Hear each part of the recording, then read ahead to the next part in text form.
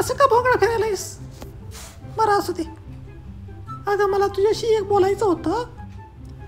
आम्ही सगळे मित्रमैत्रिणी गोव्याला जायचा प्लॅन करतोय, पण मंग्याची ना कधीपासून हिंमतच होत नव्हती तुला जाऊ का म्हणून विचारायची. म्हणून याच्याकडून मीच तुला विचारते, याला आमच्यासोबत गोव्याला पाठवशील का?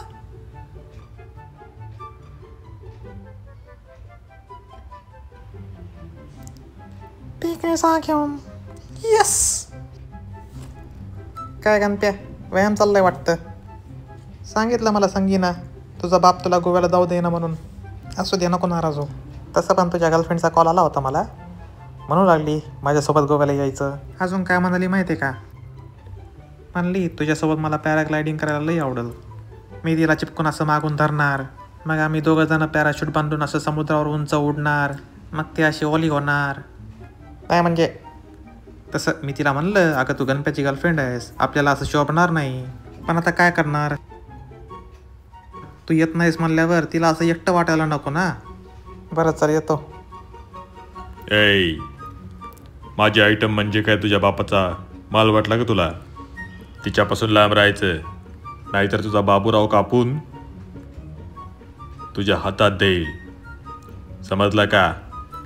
म्हणजे मला तसं नव्हतं म्हणायचं. बरं जाऊ दे, येतो.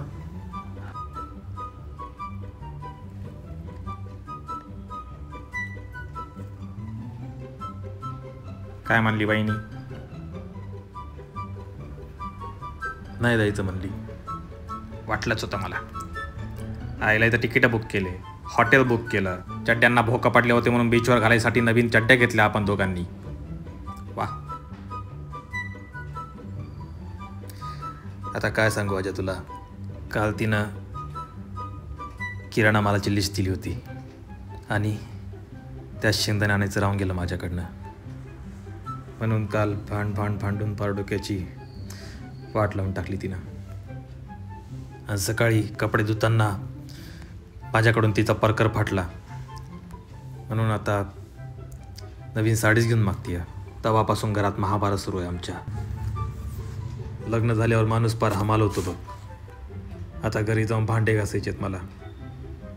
लवकर नाही गेलो तर बायको जोड्याने हाणल. वा आले का वा, म्हणलं होतं लग्न करू नकोस, आता भोग आपल्या कर्माची फळं. जोड अजून जखमीवर मीठ. आपल्या गावचा पैलवान होतास तू. लग्न झाल्यापासून पार्टीच्या ताटाखालचा तसा मांजर झालायस तो, मांजर. लक्षात ठेव. करायले का तुझं हे असं अवघड जागेचं दुखणं झालंय जे कोणाला सांगता येत नाही आणि दाखवता येत नाही. चल येतो. जॉनी यस पप्पा, इटिंग शुगर नो पप्पा. तुमचा बॉसचा काय अवजा झालाय? कम ऑन गाईज, आपण गोव्याला चाललोय मज्जा करायला. भाऊ आपण तर फुल धिंगाणा घालणार, क्रूजमध्ये मस्त हॉट पोरींना घेऊन नाचणार. भाई आपण फुल तयारीत आहे. आता बापाकडून 2 लाख घेतलेत, मस्त कॅसिनो खेळणार, दारू पिणार. आपण असले छोटे मोठे शोक ठेवतच नाही आता. आपला कोणी नादच करायचं नाही आता यावेळेस. 2-3 हजार तुला पण देतो खेळायला. मी येणार नाही आहे. काय म्हणलं? येणार नाही? बायकोनी खोलून मारली वाटतं. तसं समज.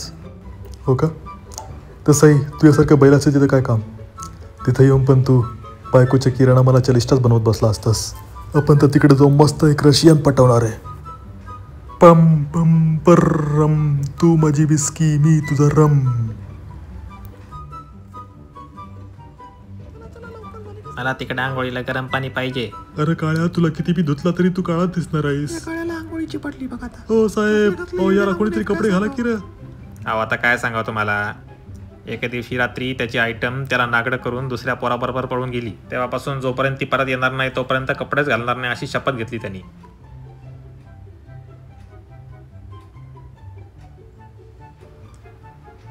मी पण येणार आहे गोव्याला. हे बघ, आता एसटी फुल झाली, एसटीत बसायला जागा नाही. पण तू काळजी करू नको, तू वर टपावर बसून ये. तेवढंच आमच्या पिशव्या बी सांभाळशील. मग वारा बिर्याणी उडून गेल्या असत्या.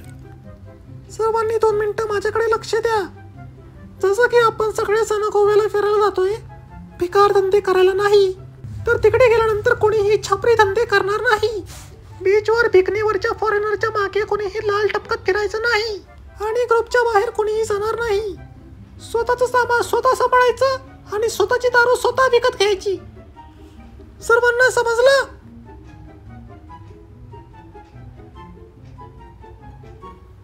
चला गणपतराव,